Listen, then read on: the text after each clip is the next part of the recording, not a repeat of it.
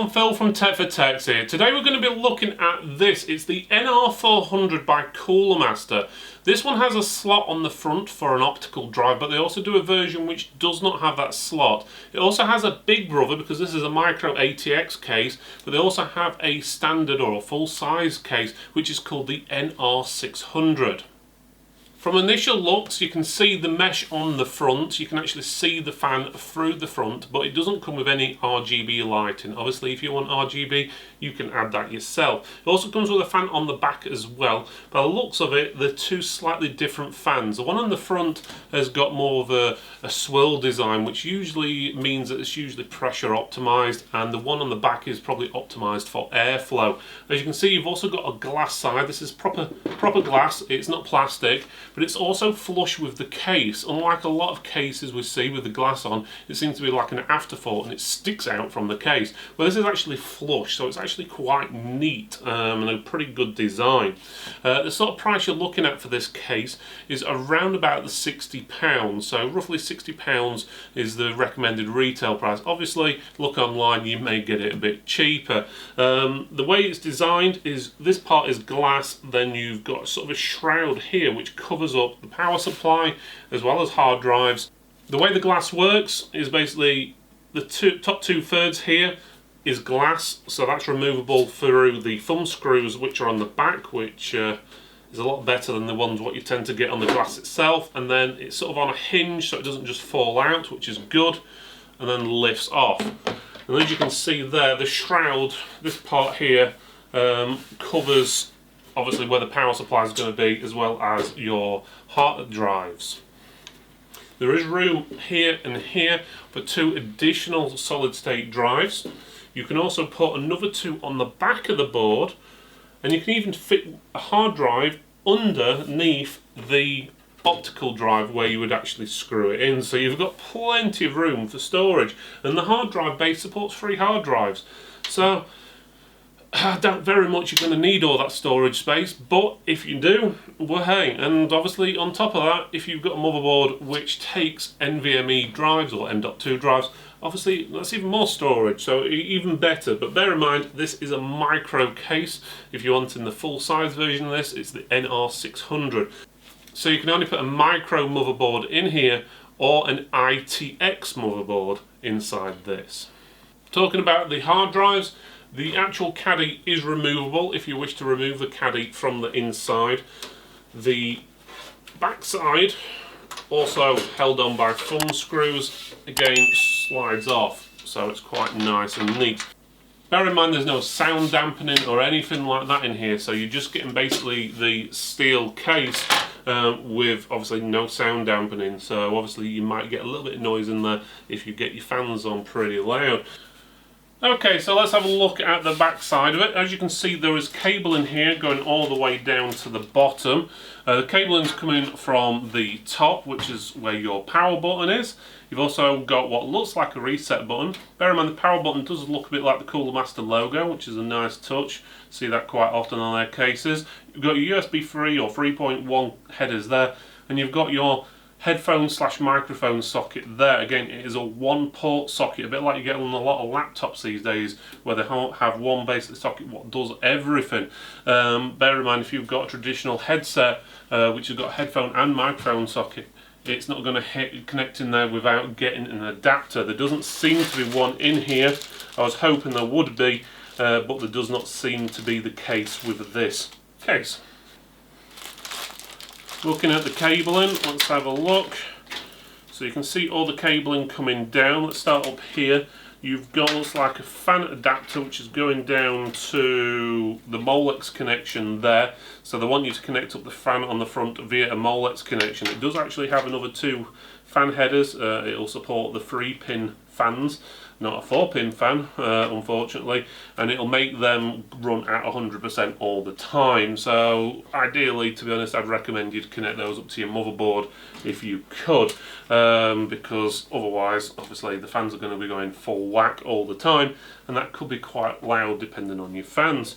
The cabling looks pretty good. It's all rubberized.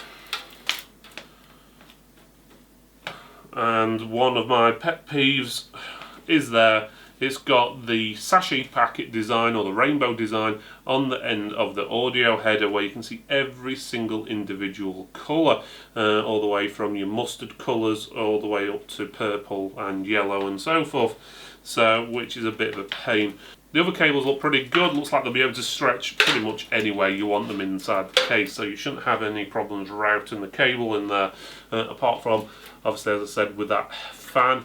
The actual fan cable, if you did want to route it directly into your motherboard, let's see how long that is. Not the longest of cables, should be able to fit in usually one of the connections you'll have here, or possibly along the bottom, but it's going to be a little bit tight in all honesty. Could have been a little bit more length on that, but in all honesty I can see how they're trying to get around it by putting in the adapter there for the Molex to power it through. That would have been nice to have this as an option where it could go to the Molex, or it was a splitter where it could plug into the motherboard. That would have been a nice touch, especially with the case having no sound dampening features at all. So otherwise, on the bottom you can see the hard drive caddy there.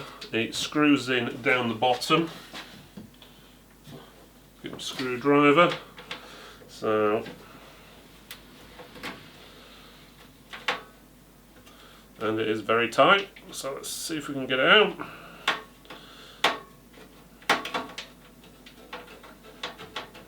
It would have been nice if that was some sort of thumb screw, so it would have been, well, it is a thumb screw, but you'd really struggle gripping onto that.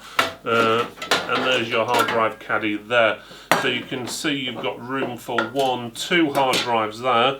It is a toolless design in a way, because if you wanted to add the 3rd hard drive on here, you would actually, it looks like, have to screw it on.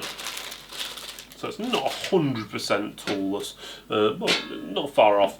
And then obviously you've got the room here for your 2 solid state drives as well, which is pretty good, to be honest with you. So altogether you've got 3 connections on here for putting your hard drives, 2 solid state drives there, and then 2 solid state drives above the power supply, and then one above, just underneath the optical drive as well. So you've got plenty of room on there. So you've got room for what, say about 8 different storage devices in there, and that's on top of the M.2 socket you may have on your motherboard. Okay, let's take the front panel off. Let's have a look what we've got. That comes off fairly easily. It does have those little squeezy things, but to be honest I didn't need to squeeze them, it just pulled straight off. There you can see the fan on the front. As you can see, the fan is between the case and the mesh on the front of the case. So that's good, because you could actually put your fans all down here rather than on the inside, which gives you a bit more room for either something along the lines of a water cooler on this side here, or you could have an extra long graphics card and then you don't have to worry about the fans getting in the way over here. So it gives you plenty of room and plenty of options. On the top you do have a mesh to protect, obviously, for dust and so forth. It does seem to be magnetic, yeah, so that comes off, and you can see here it looks like you've got room for a full radiator support up there. But bear in mind, if you have got the case with this optical drive, that optical drive is going to get in the way of your water cooler, so you may only be able to fit in a 120mm water cooler or 140mm, and not 280 like you would be able to with the model which doesn't come with the optical drive.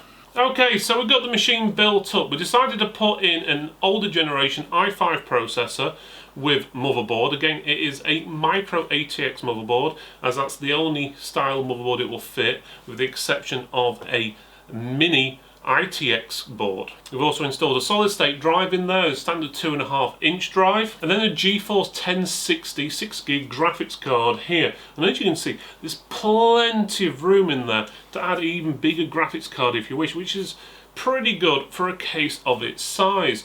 You've got plenty of room for cabling along the top, as well as down the sides and at the bottom. So I can't see you having any issues doing your cabling unless you're going to load it up with lots of fans, maybe even water cooling or something like that. It may get a little bit messy. But saying that, on the back you do have plenty of room between the motherboard and the side panel to actually put a lot of your cable in. It's sort of slightly channeled back there, so you can put quite a few things, so you shouldn't have an issue really with that cabling.